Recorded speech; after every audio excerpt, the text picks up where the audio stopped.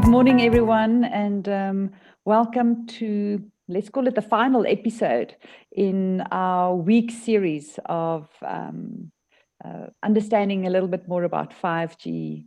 I've had just the most phenomenal feedback from so many people that have sent emails and said how thoroughly they've enjoyed the content, how relevant they felt that it was, and how much they look forward to every session every day.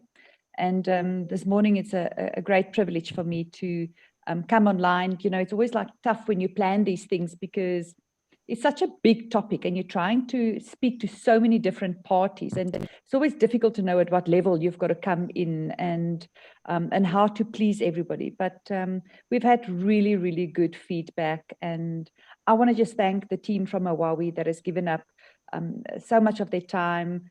And it wasn't just about, being here and pitching every morning and speaking. All the content that you see was put together, was crafted for this very purpose, and, to be able to present that to the people that came online every day. So there were months of planning, I can tell you, in-depth conversation, in-depth discussions from Huawei side to put this together. And Marius, to you and the team and everybody at Huawei, thank you very much. I know how seriously you take this work, and I know how much time and effort you've put into it, and we're really grateful. And I think that it's helped us to achieve some level of better understanding of 5G, the market, and what it, the economic benefits, understanding, sometimes slightly more technical aspects around spectrum for 5G. But thank you very much, and we really appreciate it. Today is our last session in the series of events. And I want to thank all the delegates that have attended over the last week. We've been very fortunate to have a great response from people. Marius will take you through some of the housekeeping. I know that they'll be sending out some forms and asking for some feedback, just to make sure that future projects that we put together and programs that we deliver help us to better understand what the needs are. So these things are always important. But yeah, Marius, thank you. Desiree, I see you're on this morning as well. Welcome, and thank you so much for the hard work that have gone into producing the series, and still today, all the hard work that's going to be ongoing as we proceed through this. Thank you very much, Anita. Thank you for those kind words. And yes, it's been a journey. We started the discussion around this initiative a number of months back. Last year, actually, we started with it. So again, thank you for allowing us to be able to do this, to share our experiences, and to give some guidance and insight around the amazing and fantastic world that 5G waits for us out there, and all of the opportunities that it will create. It's been a real privilege, and we're grateful that we can end this week on a high note. Today we've got Desiree Nieuwoud, our senior manager strategic partnership for the region, that's going to present to us around specifically 5G policy and strategy trends. To the audience, I thank you for making time available. For those that have been joining us since Monday, I believe that we definitely have expanded your view and your knowledge around 5G. Some logistics for today is there's a Q&A portion in your Zoom, which you're more than welcome to use to pose questions. So the format will be that Desiree will present, and then at the end of the session, we will allow for opportunity to answer the questions. We've got a couple of challenges in terms of power in South Africa currently. So if it does happen that we lose Desiree, please don't disconnect. I am more than willing to take it on from there, and she should be back online within a couple of minutes should it happen, but we pray that we will be able to go through to the end. So again, thank you all, and without further ado, I'm going to hand over to you, Desiree. Thank you and enjoy the session. Hi, everybody. I just wanted to say hello to all of you. Thank you for setting aside time. Oh, and I think I've been lost again. No, we can hear you. Oh, okay, good. As Marius said, I keep getting kicked out of Zoom and then it reconnects. So just give us a few minutes because I think we've all got these power challenges right now. But I hope this last session is going to create some kind of inspiration and motivation for us as South Africans, as Africans, to look at new ways we can influence our economic growth post-pandemic. I think that has become really important because in the slides that we're going to go through, you'll see some of the statistics and trends, how the pandemic has affected the world in terms of the economies, but also more especially in terms of how we live, how we work, how we engage with our loved ones. Everything has changed fundamentally. So without further ado, I'm going to switch off my video and then start sharing my presentation for today. Marius, can you see it? Yes, we can see it. Thank you. Okay, perfect. So today we are looking at 5G policy and strategy trends, specifically looking at technology-centered, or rather 5G-focused economic development post-pandemic. We find that a lot of countries have looked for ways to really intensify economic growth post-pandemic, because following the same old trajectory of last year and the years before is not going to return a lot of these countries to the kind of growth that they need to offset some of the huge costs and outlays to help society cope through the pandemic. And these are the trends we want to start sharing with you, so that it also guides our own thinking and the way we plan for our future in South Africa and in African countries coming out of the pandemic. So to begin, all right. By 2020, many countries around the world, including Africa, of course, those in Africa, had begun working towards ushering in the fourth industrial revolution, implementing lots of new strategies, policies, regulations that will make this a reality. And then, of course, we had the pandemic emerge and hit our shores in Africa in March 2020.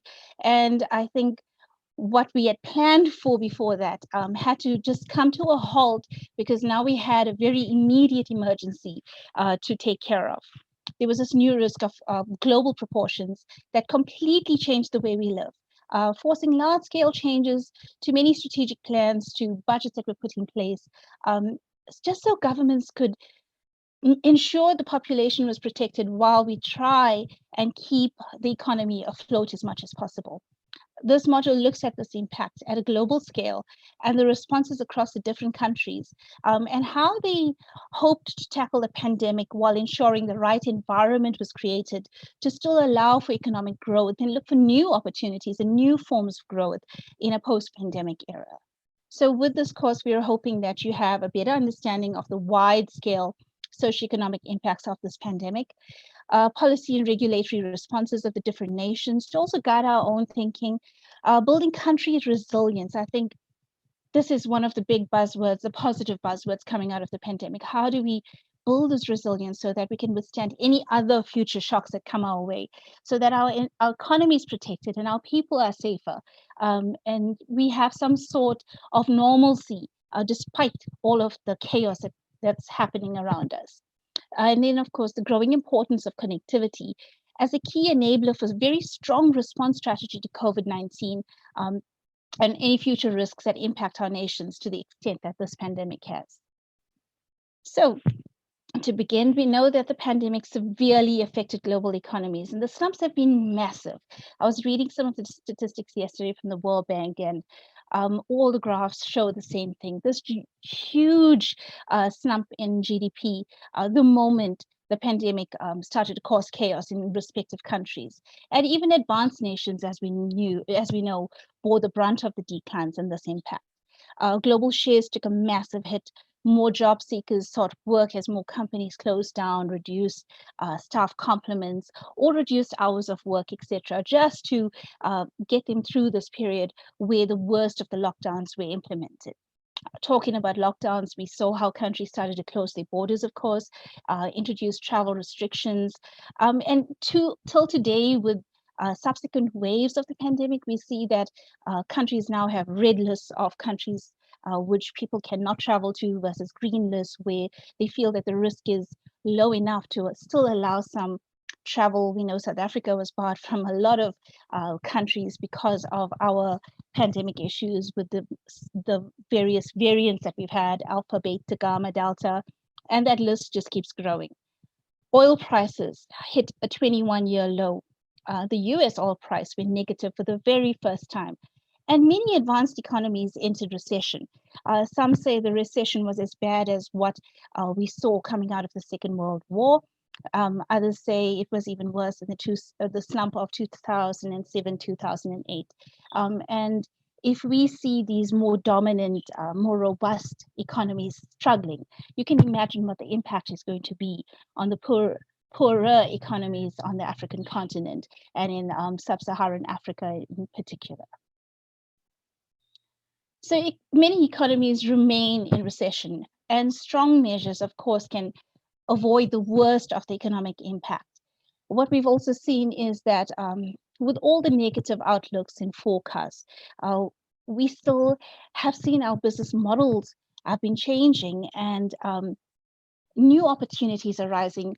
And with a lot of the emerging economies focusing on growing SMMEs and starting new businesses, we see a lot more opportunities being availed to a lot more of our population and our workforce than ever before. The investment bank forecasts impacts of crisis went far beyond the financial crisis of 2007, 2008, as I mentioned. Continuous downward trends in economic indicators. Global stock markets fell by 20 trillion in 3 weeks as the epidemic affected economic confidence, and we saw large-scale shutdowns. Early control of the epidemic, however, in East Asia, I think heralded a dawn of economic recovery and gave us all a little bit of hope that, maybe, just maybe, we will overcome and we will start to move forward as we bring the virus under control. And now, as we start our epidemic, our vaccination drives, we see that there's a lot more hope that we start to feel that maybe perhaps we can rebound a lot stronger. We also see concepts like bounce forward or build back better being thrown about. And we know that even though it gets really tricky at times to find the hope in this epidemic, that there will come a time where we are sufficiently vaccinated, where we can all start to return to work, whether we're working remotely or returning to the office, and start pumping some activity back into our economy. There's always that risk of the epidemic continuing to rebound, rotating between the Northern Hemisphere and the Southern Hemispheres with all these new variants that are emerging every now and then. But what we do know is that investing even $1 in digital technologies can bring back $20 to the GDP. In fact, recently I was reading about the World Bank that had done a report for Tanzania on how it can improve its GDP growth. So Tanzania, despite also experiencing a slump in GDP, was more resilient to a lot of the worst impacts of the virus than some of the other countries in neighboring it. And what was important here was that the World Bank actually suggested that Tanzania look at digital infrastructure, investing in ICT as a means to create opportunities for a lot more robust economic growth than it would otherwise. So there's a lot of focus on investing in digitalization and getting countries to start to embrace these newer technologies as a means for building the resilience, but also for creating new opportunities for growth. And we've seen in the pandemic that lots of business had to look at new ways to generate revenue and to stay afloat. We've seen personal trainers in the gym at Virgin Active, for example, offering video sessions or one-on-one sessions over the internet in order to still maintain some semblance of an income.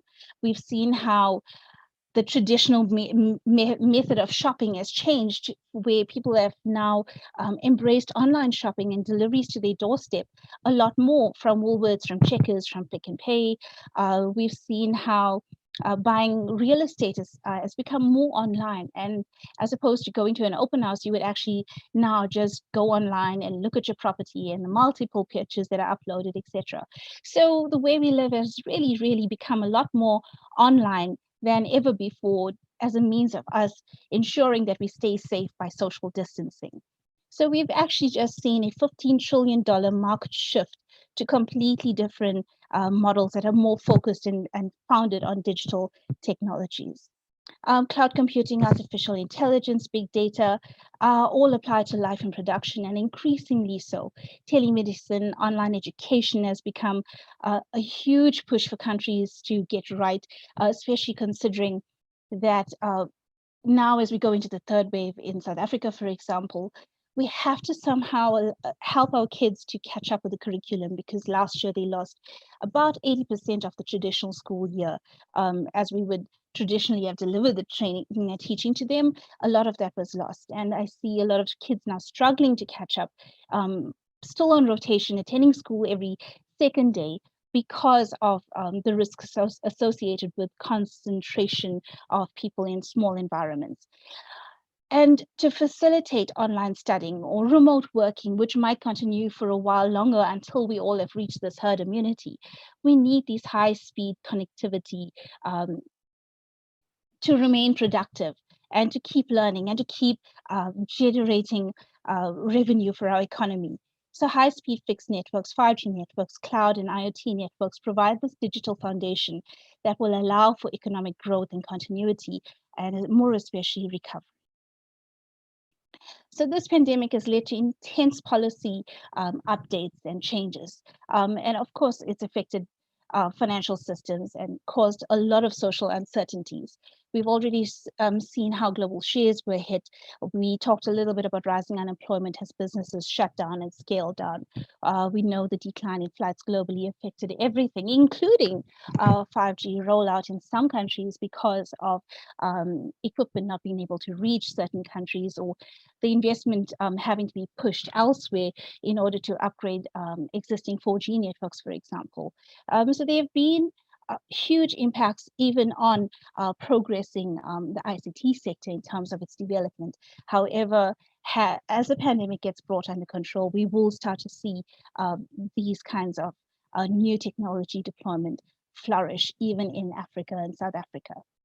So strong policy control was needed, increased exchange rate risks were introduced, high security risks became our reality. With the pandemic emerging, we saw that more than 80 countries very quickly declared states of emergencies. There were border closures in Italy, Spain, Czechoslovakia. We did so too. Namibia, Botswana were quite quick off the mark with that. Quarantines in Belgium, France, Switzerland. We still have a curfew in South Africa. I think it's now 11 o'clock, if I'm not mistaken, or 10 o'clock. France entered a state of war type scenario, and Germany banned travel very, very quickly. We've seen the impacts of financially, where non-US currency devaluated substantially within 1 month. 15 currencies depreciated by 10% versus the US dollar, including the Colombian peso and the ruble, for example. US stocks circuit broke 4 times within a very short time frame. World crude oil prices slashed to as low as $25 per barrel. Really huge shocks to the economic system. Societal changes, of course, I think would be the most substantial. We don't know what the true extent of this pandemic will be in terms of how it's impacted our psychology. All we know is that we have to survive. And all we know is that, you know, our loved ones and our families and the communities from which we come from are bearing their loved ones daily. I think the death rate for yesterday alone was 150 in South Africa, as it was reported. So the social impact is bigger than something I think most of us have ever lived through. But what we've also seen is that as the pandemic took a hold and as social distancing policies came into play and as lockdown measures were introduced, network traffic grew substantially. And we've also seen that people in suburbs started to demand a lot more connectivity than ever before. New contracts being taken out, new laptops or smartphones being purchased, new data contracts being taken out, because now while you're at home, you still needed to somehow be productive. Your kids needed to go online to complete their curriculum. And we've seen these trends across China, across Spain, across Germany, but even in our own countries.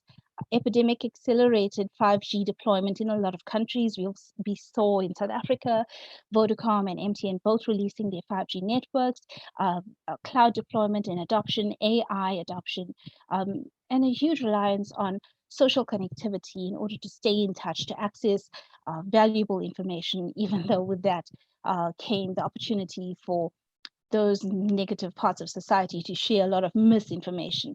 But the bottom line is this increased connectivity allowed people to stay in touch with loved ones and try to keep each other safe by sharing valuable information. Digitalization, I think, is probably one of the few areas where the pandemic has impacted us in a favorable way. So when will the coronavirus pandemic be over? Generally, in the past, pandemics have lasted between 1 year and 3 years. Right now, where we are, this pandemic has been around for more than 15 months in South Africa, in our African countries.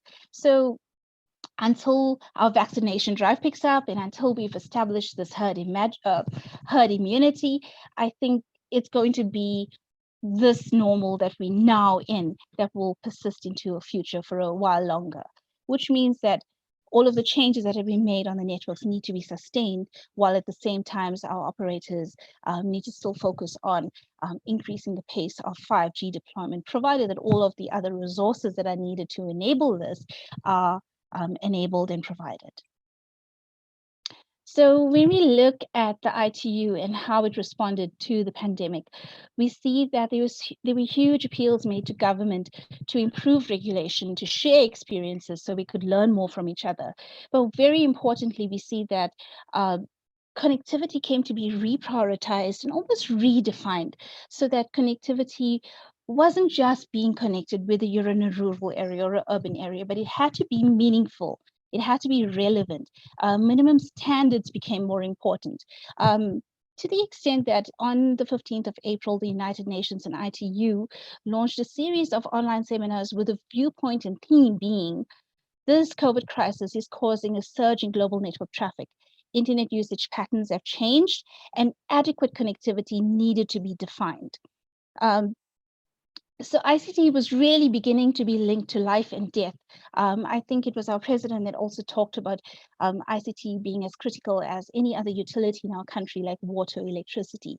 And with that in mind, it helps us to understand why it's so important to have all of these rapid deployment policies, especially for connectivity in a period like this, where connectivity really allows us to connect better, access better information, etc., potentially life-saving information.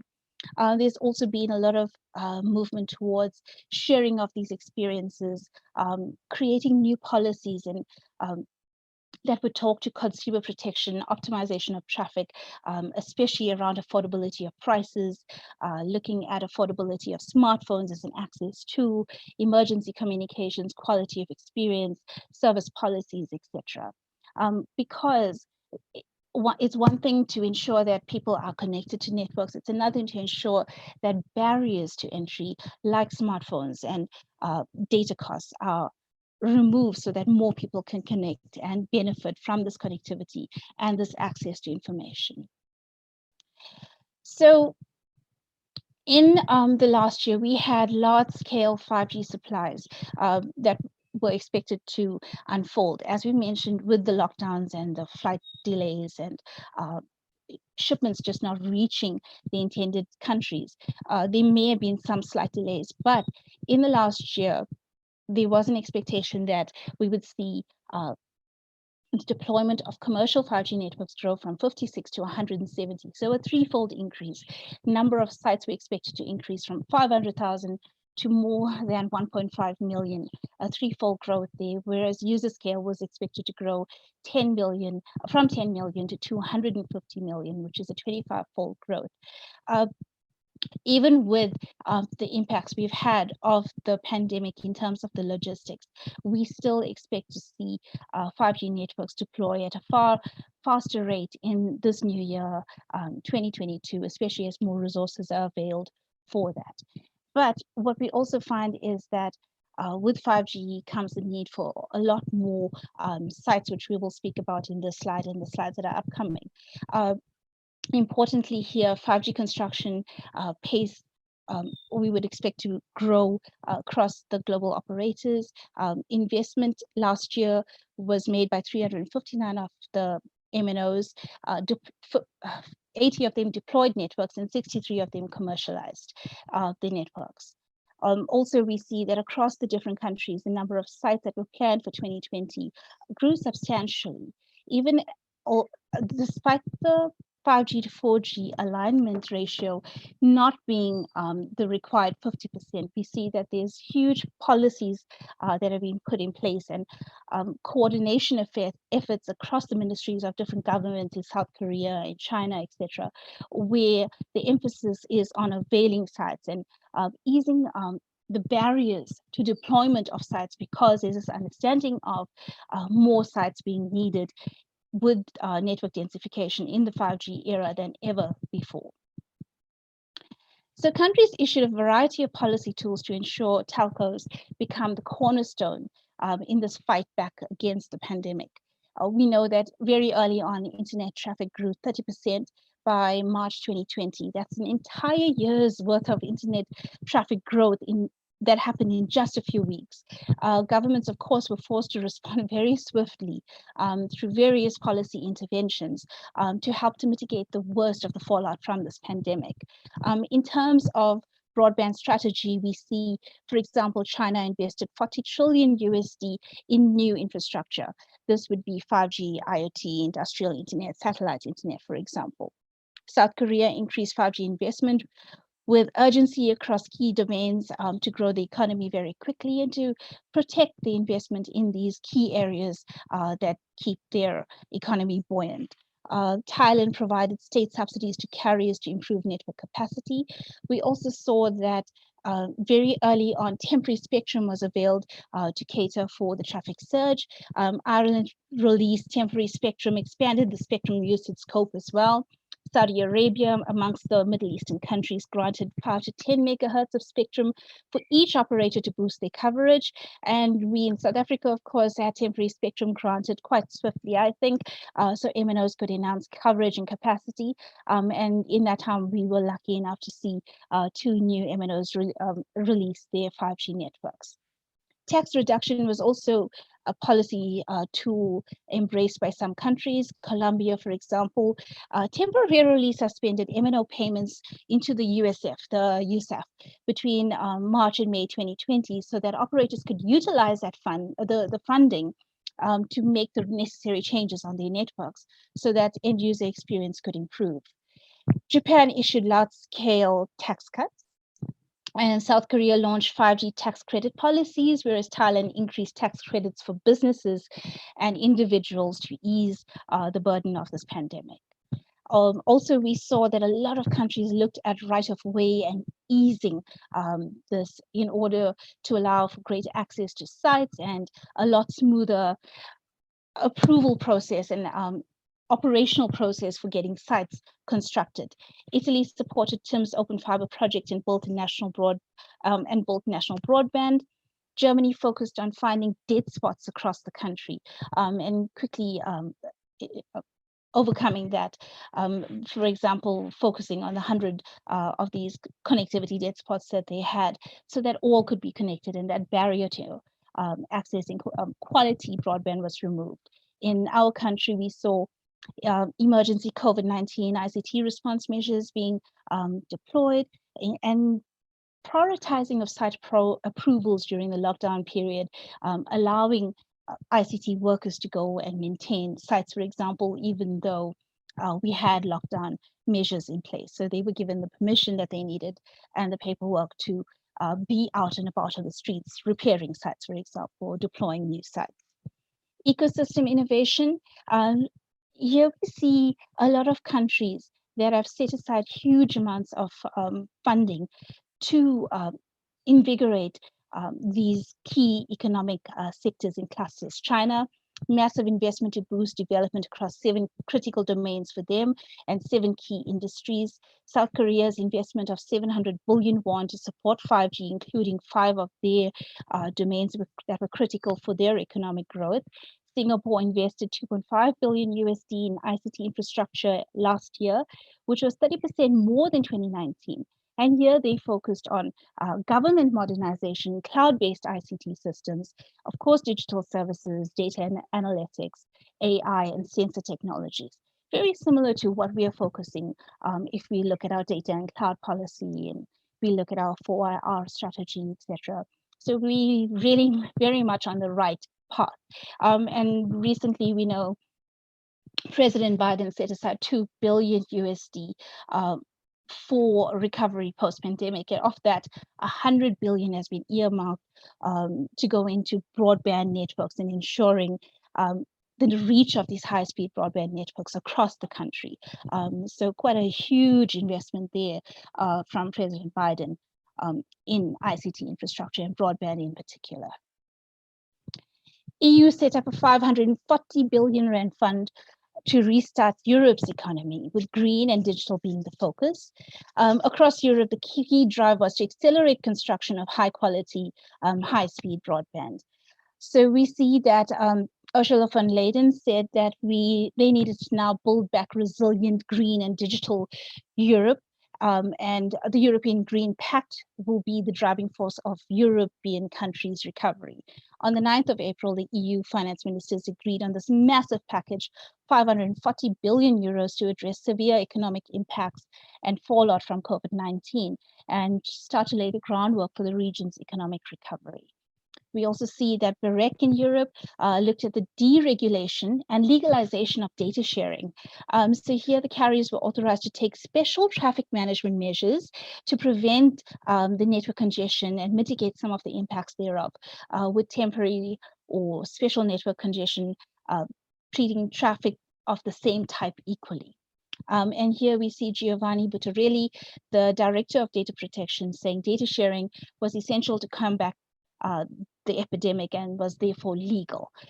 So 8 European operators, including Deutsche, Orange, and Vodafone, agreed to share telephone location data with the European Commission in order to help measures around coronavirus coverage. Italy, Spain, Russia, Ireland, Australia, and Belgium provided temporary spectrum licenses for operators. And then we also saw efforts around building digital skills and knowledge in this time. So Digital Risorgimento campaign initiated by TIM, Italy, and European Commission saw multiple players, including Google, Cisco, Hewlett-Packard, Huawei, etc., participate in a campaign that would support this initiative to build skills across these countries.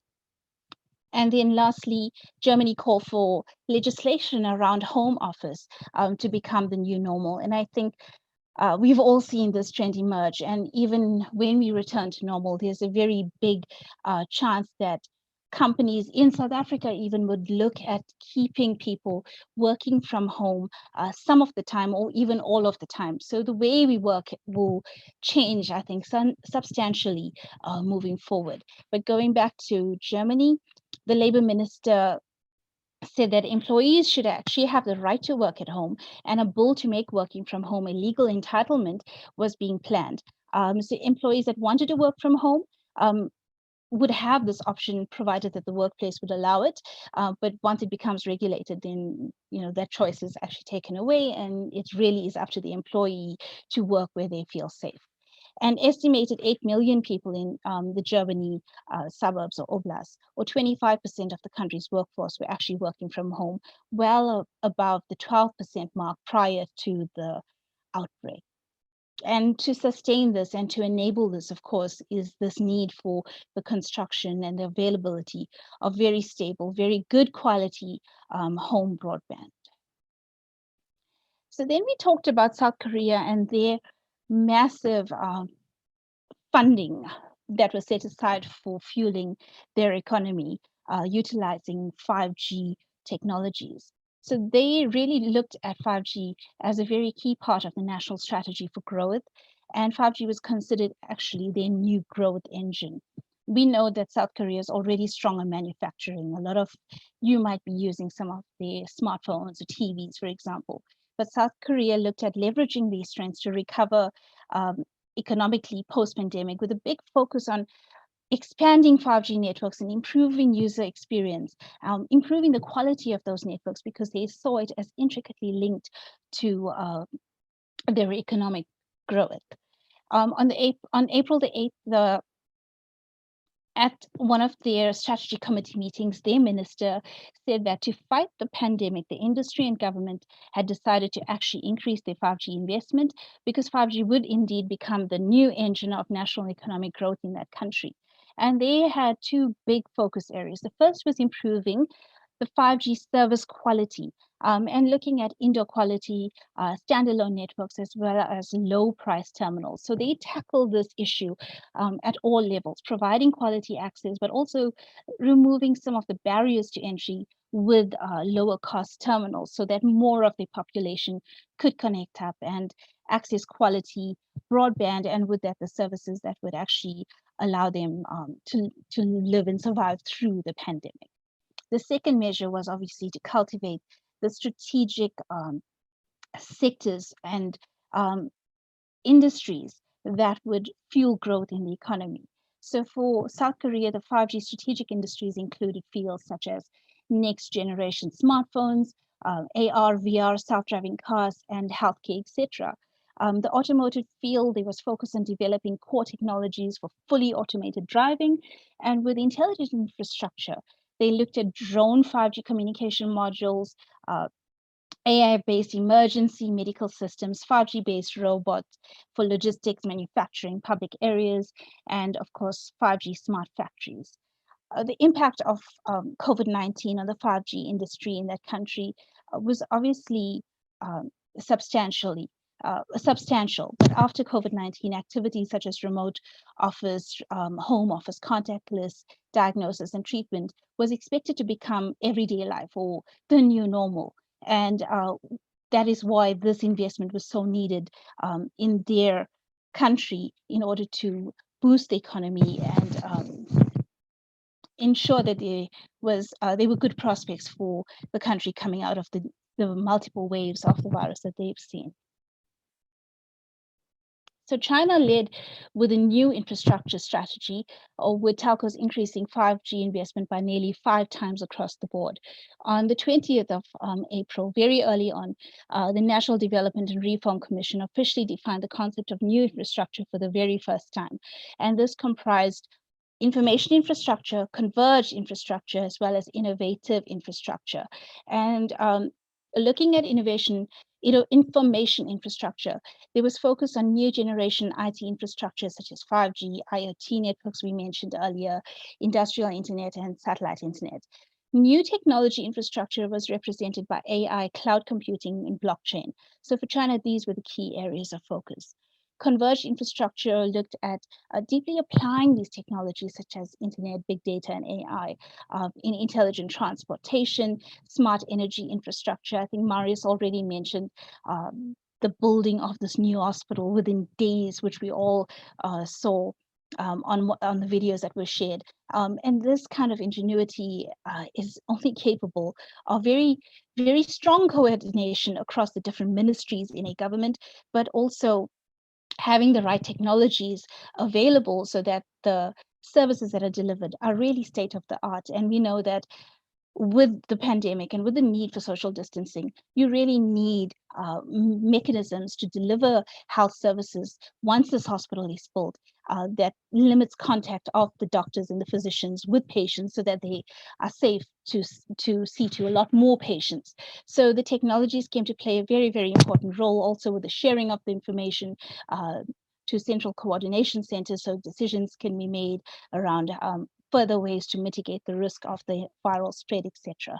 So looking at how this infrastructure converged, these solutions would talk to each other so that the outcomes could actually help the people ultimately, was a driving point for this new strategy.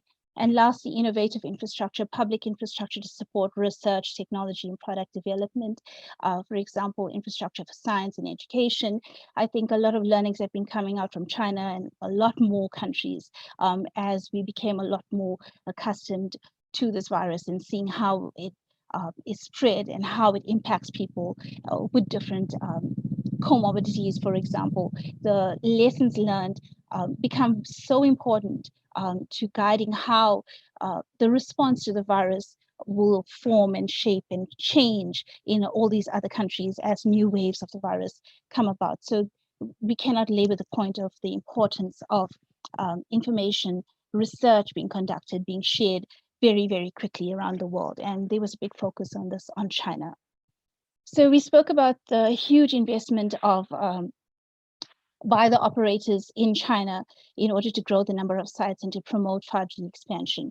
3 operators in China invested more, just under 2 billion RMB, with sites expected to exceed 600,000 by the end of 2020.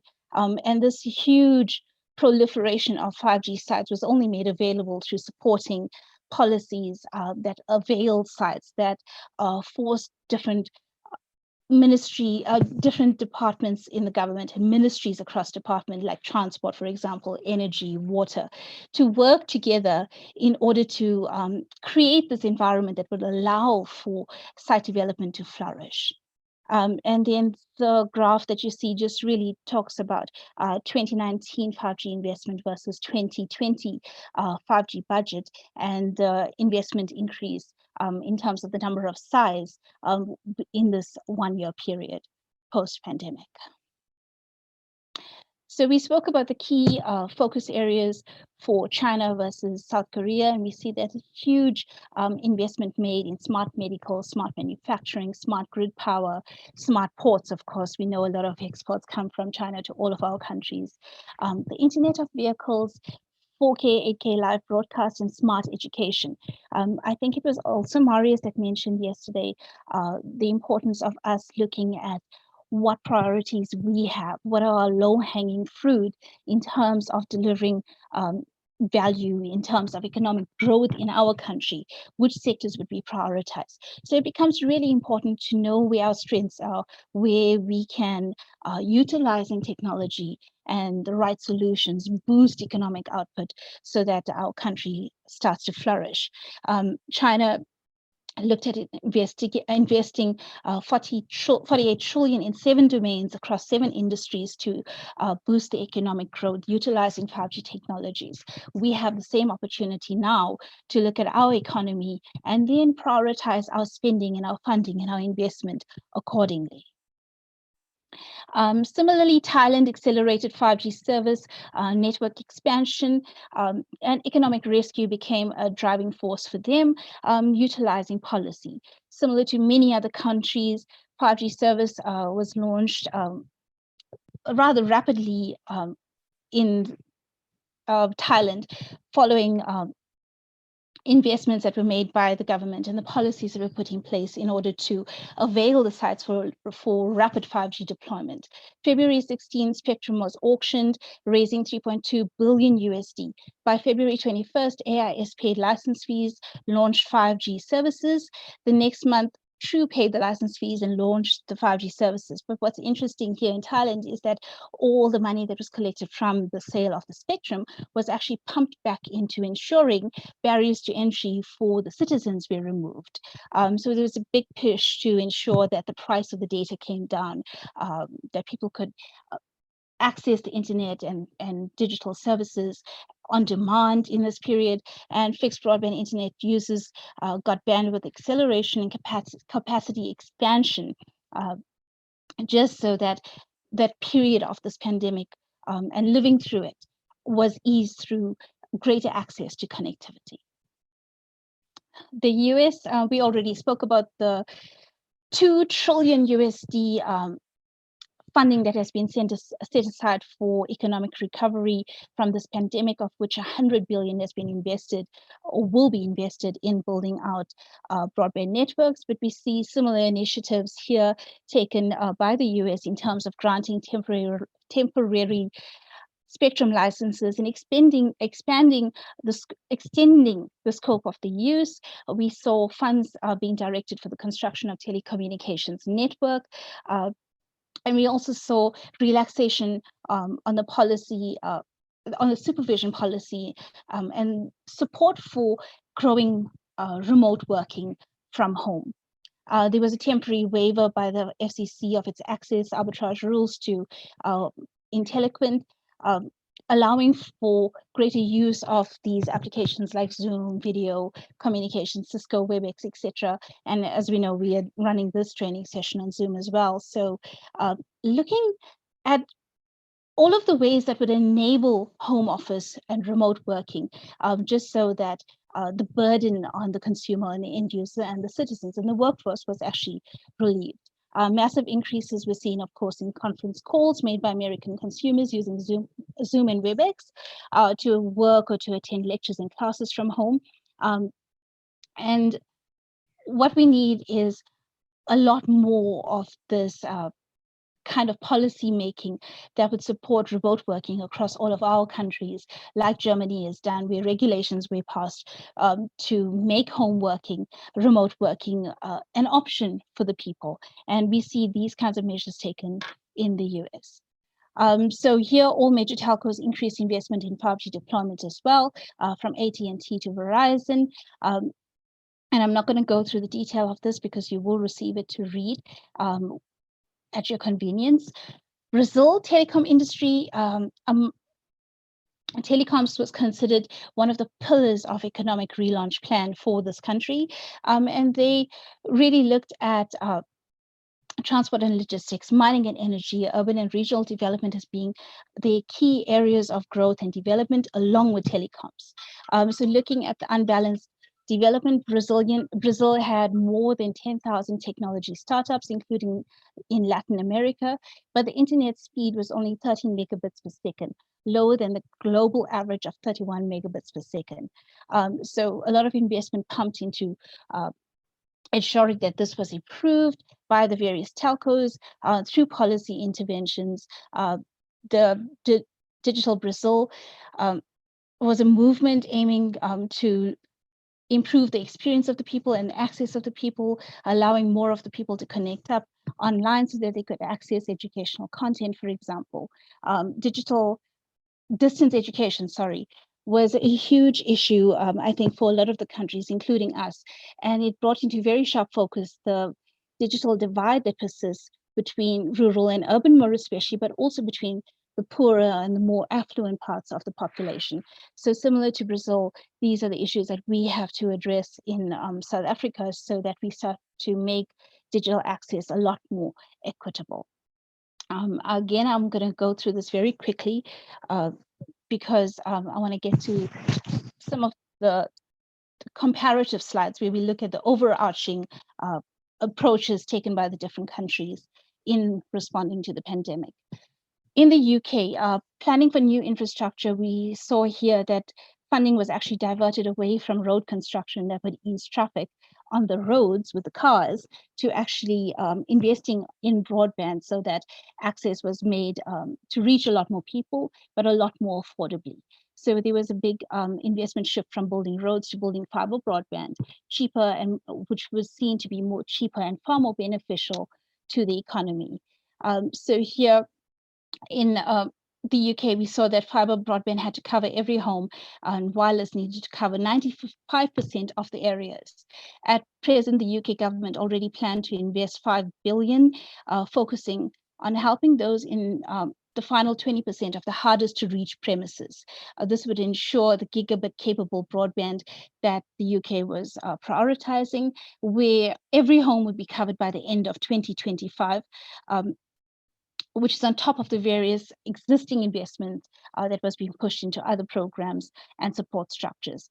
Government also supported the 1 billion shared rural network to extend geographic 4G mobile coverage to 95% of the UK by the end of 2020. Also here, support for work from home. And in fact, Edmund King, the president of the AA, said in future we should invest more in broadband, because what the current crisis has shown is that the majority of companies can continue working from home and it can be more efficient. Yesterday, I read a survey that said that 80% of the companies planned on continuing some form of work from home when we do return to our normal. Whereas about 47% would prioritize work from home on a permanent basis. So this really is a reality, which means that connectivity in the suburbs have to be boosted to be on par with what our employees would experience in the workplace.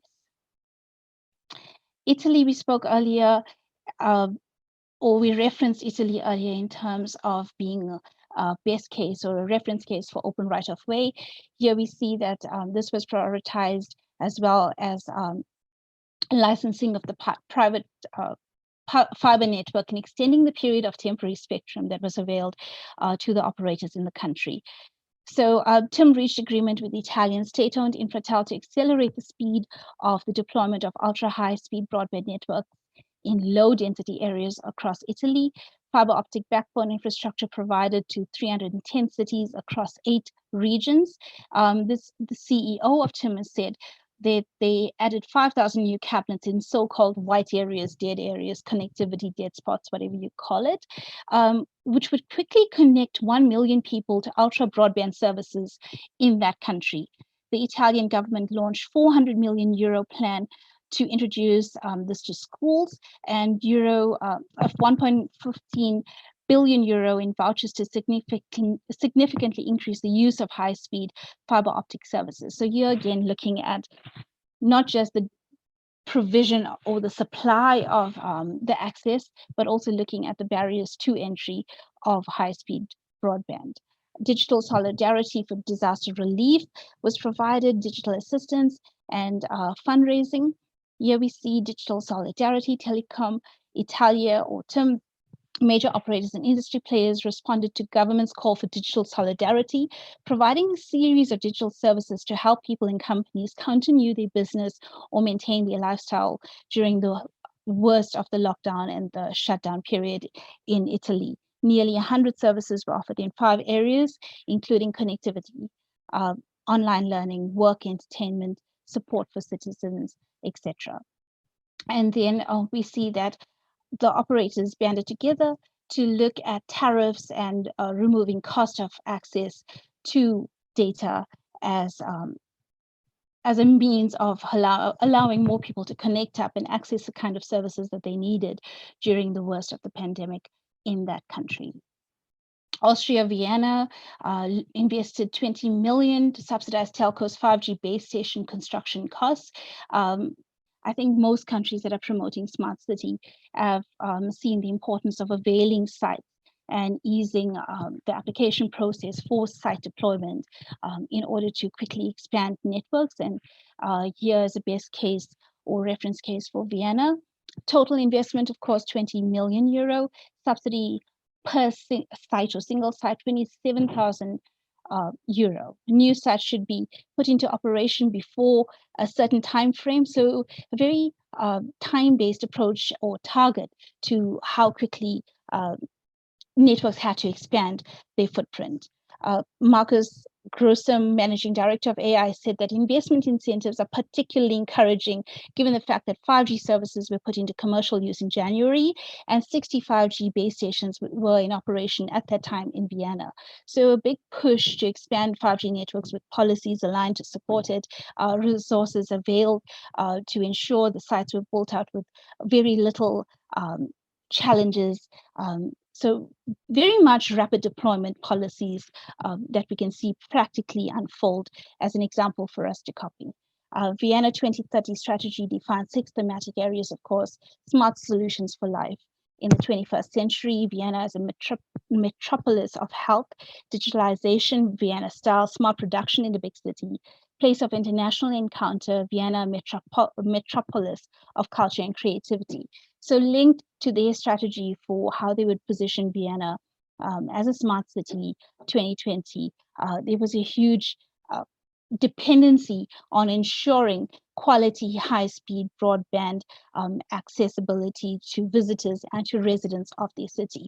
Again, a lesson for us on how important rapid broadband policies are, and especially if we talk in smart cities, the importance of ensuring that the environment allows for the quick deployment of 5G base stations, or in areas where we don't have 5G yet or plans for 5G to roll out, 4G deployment is sped up.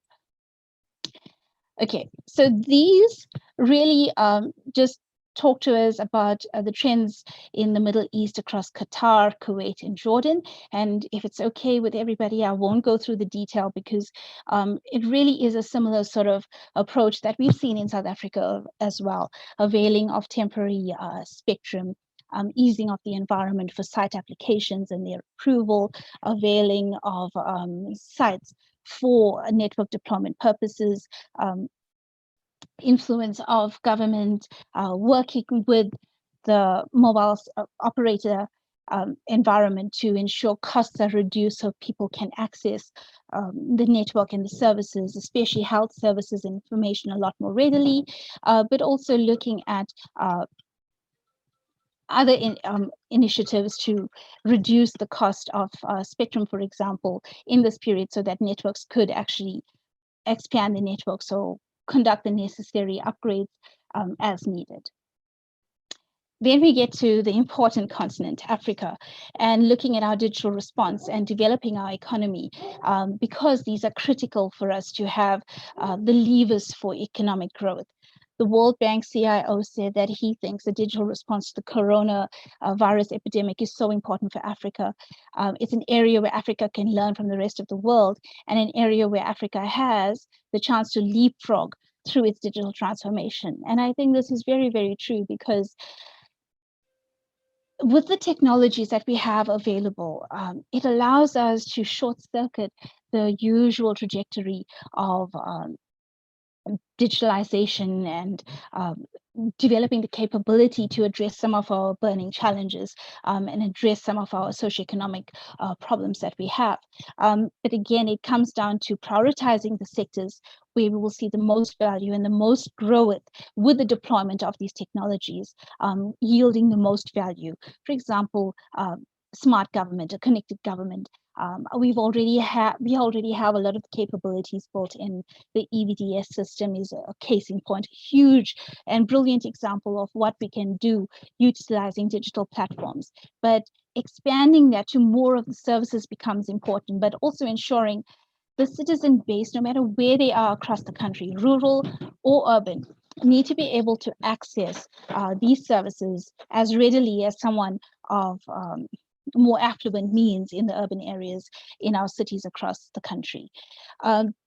Africa faces a huge digital divide, we know that.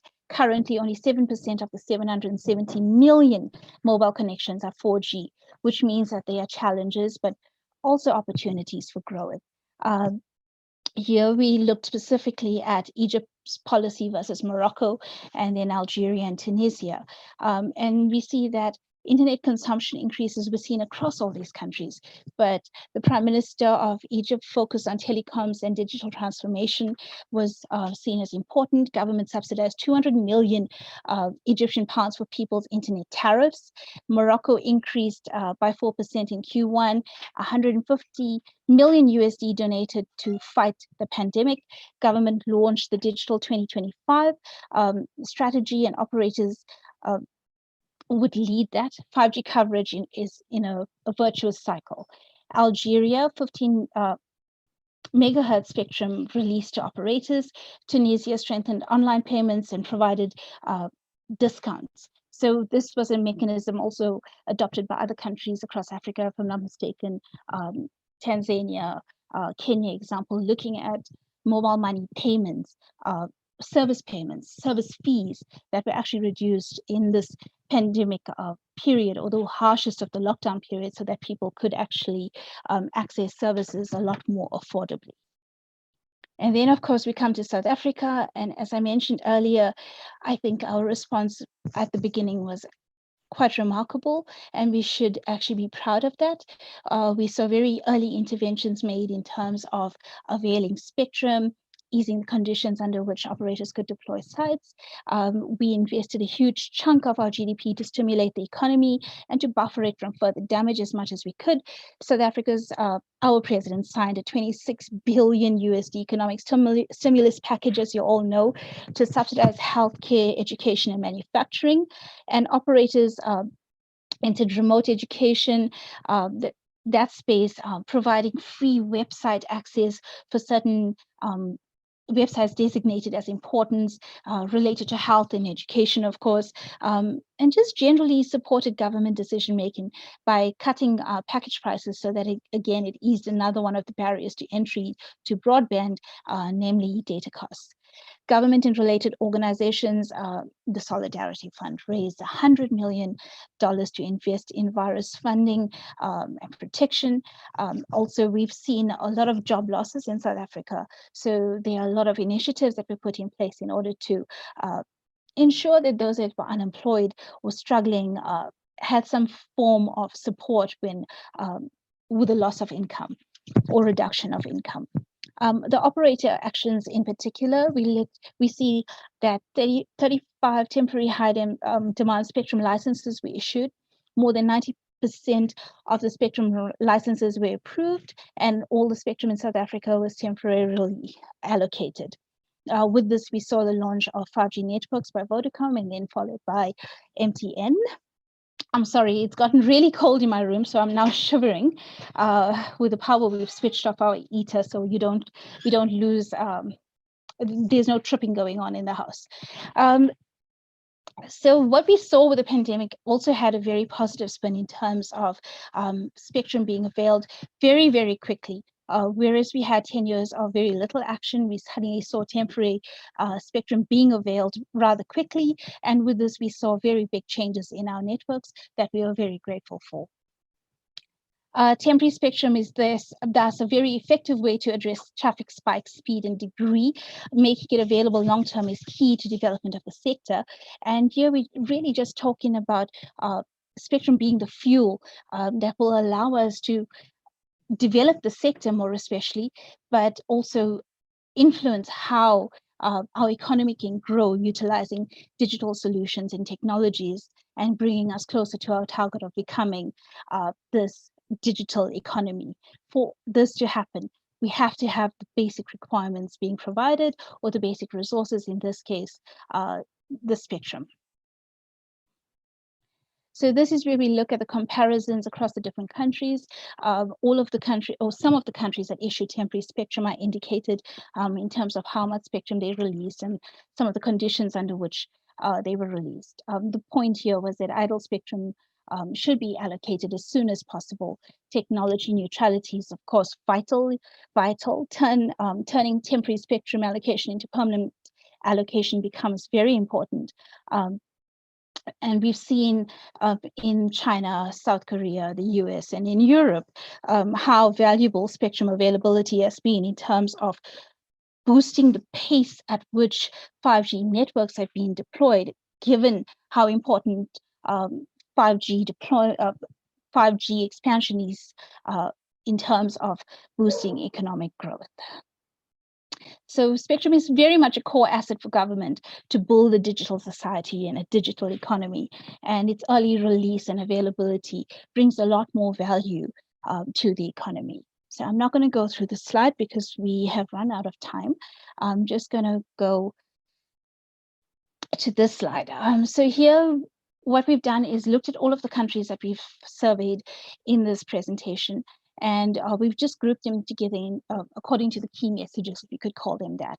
So very important financial policies that would change the release of subsidies and taxation changes that will actually facilitate greater investment in the ICT sector and building out of networks. We've seen this in China, South Korea, Japan, Thailand, Malaysia, Indonesia, that availed funding, looked at tax measures so that there could be greater public investment, greater private investment in the build out of networks. But we've also seen efforts made to ensure costs at the user end side were reduced so that barriers to entry were continuously removed, allowing more people to connect up and utilize the internet because it became so vital in this period of the pandemic. Increased investment for fiber in particular, we've seen this in Europe, in Russia, in Italy, more especially the United Kingdom and Germany, where the importance of fiber to the home was prioritized, even into the rural areas to ensure connectivity divides were eradicated or reduced substantially. Increasing investment in telecoms network construction. We've seen the US with their huge investment, the new 100 million investment for broadband, particularly Brazil, 5.5 billion USD direct investment into telecommunications. In Africa, we saw the subsidization of high-speed broadband.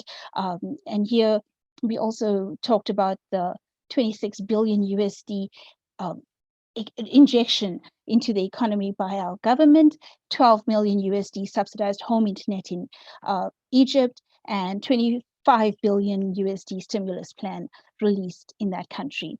Oriented to digital strategic investment, we've seen changes in Saudi Arabia, in Qatar. Of course, we went into detail with Saudi Arabia, with South Korea, and with China. So government fiscal and tax preferential policies become very important going forward.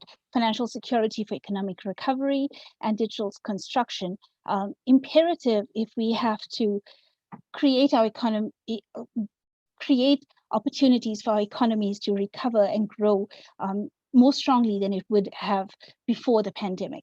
Quickly building up source of funds for non-contact economy, we have to move towards gaining traction in building national digital economies.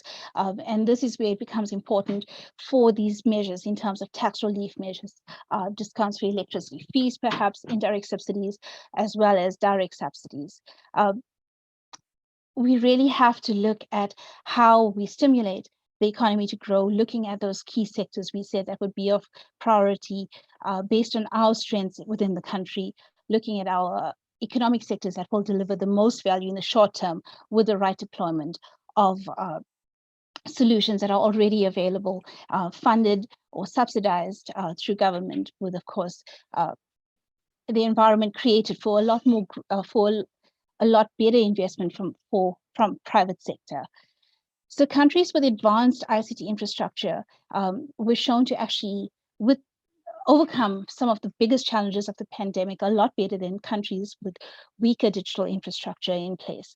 And here we see, depending on the stage at which we are in terms of this deployment of digital infrastructure and the maturity thereof, it takes a lot longer for those of us that are in the digital awakening stage to progress along this digitalization curve, so that we build up the robustness utilizing the technologies that allows us to withstand shocks like the pandemic a lot better.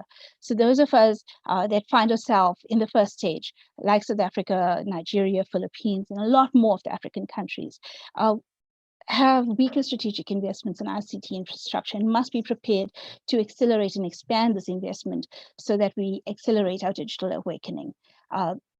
So that we can move to the next stage of the digital molding stage, where we would find India, Malaysia, Brazil, Saudi Arabia, for example, increased strategic strengths, accelerated digitalization, and also characterized by more effective anti-epidemic measures, although India right now is struggling, as we know, with the Delta variant.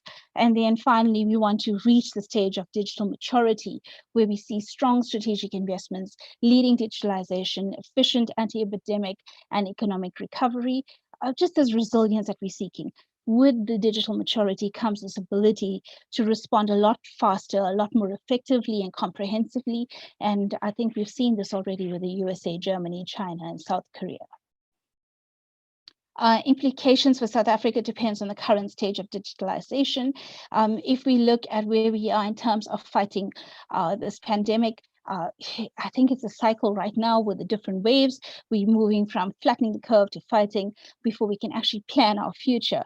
So we don't know what the length is of this flattening period, and it's linked very closely to the pace at which the vaccination drive carries out, how soon we get our vaccinations that have been ordered, and how soon we get them into a huge part of our population. But there will come a time, I think, where we've overcome the worst of it. We've established this herd immunity, where a lot of us can return to normalcy in terms of work, where we begin the proper fight back. And then it's really looking at how do we boost our economy, and how do we create the growth opportunities and leverage those so that we start to see much stronger growth than what we've seen before the pandemic. And this really calls for us to start building that foundation of digital infrastructure right now, enhancing ICT solutions with business resumption before we start to speed up the digital foundation investment. Right now, we know that a lot of our funds are going into responding to the virus and into the health response particularly, but there will be a time where that has been brought under control to a large extent, where a lot more investment has to be made into ICT and this digital infrastructure foundation we speak about in order to set the stage for us to grow and flourish very strongly according to the strength of those economic sectors that will bring us the most value. So just to conclude, the pandemic highlighted shortcomings across several dimensions in all countries globally, but also showed us that there's a different way of living and working and thriving. Broadband, high speed, high quality broadband at that, and 5G emerged as essential to both respond to the immediate needs brought about by the pandemic, but also to create a future for economic growth and social cohesion and connectivity than ever before. We need to redefine connectivity, and ICT, because it really has become a lifeline during this pandemic, and it is a growth engine for economic recovery. We have to look at creating enabling environments for broadband to be deployed very rapidly, very seamlessly, very quickly, so that people can be connected up to quality broadband in a very short space of time. The 5 dimensions are important in terms of broadband strategies, spectrum availability, and the cost at which they're issued, taxation, subsidies that will entice and attract a lot more private investment to allow the sector to flourish a lot more. Infrastructure, and then of course the entire ecosystem, and all of the players working together towards a common goal of ensuring that last person in the last village in South Africa or in any other African country is connected. And upgrading regulatory policies become important in order to support this journey or digitalization agenda.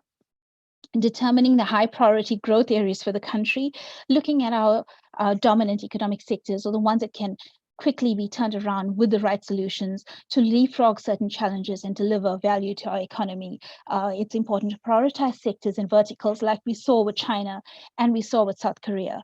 Enhancing ICT solutions with business resumption becomes important, especially as the pandemic is brought under control. It's got to be all hands on deck, and we've got to hit the ground running. And I think the technology solutions that are available right now give us that bit of oomph that we need.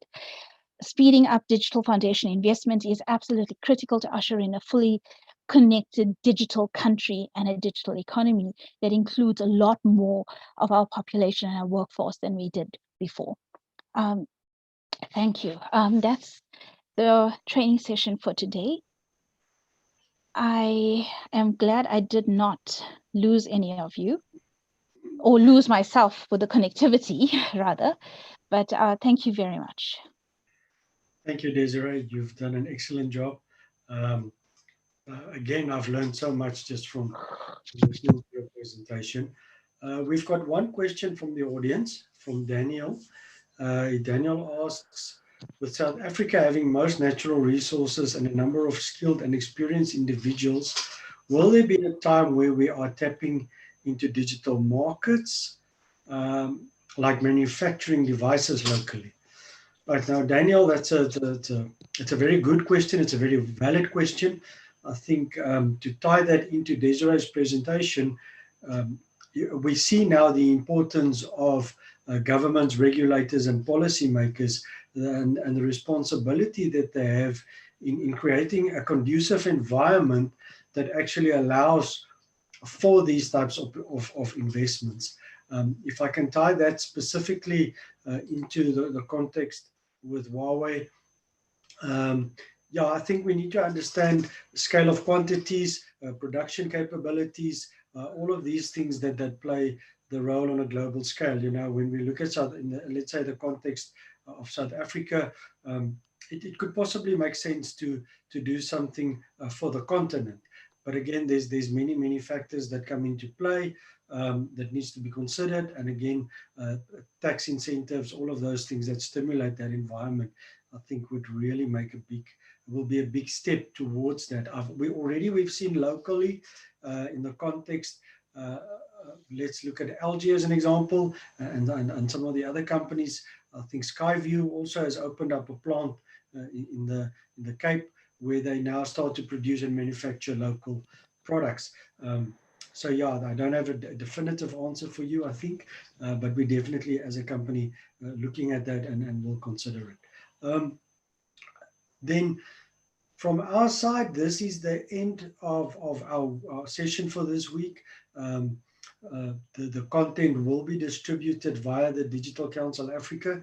Again, I would just like to say a big thank you to the team, to Digital Council Africa, to you, Anita, to SIPO specifically, who looked after the logistics for us and ensured that we everything is coordinated. It was done very well and very professionally. We thank you for this opportunity to share with you, and we look forward to doing more of these sessions in future, maybe on some other topics where we can educate and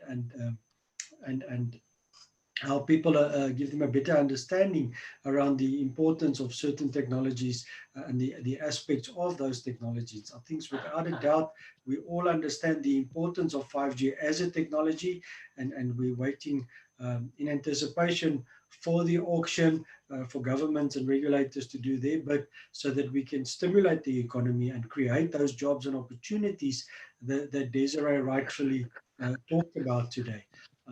So that's it from my side, and I wish you all a fantastic week and a weekend ahead, and hopefully we'll speak soon in future. Thank you for your time.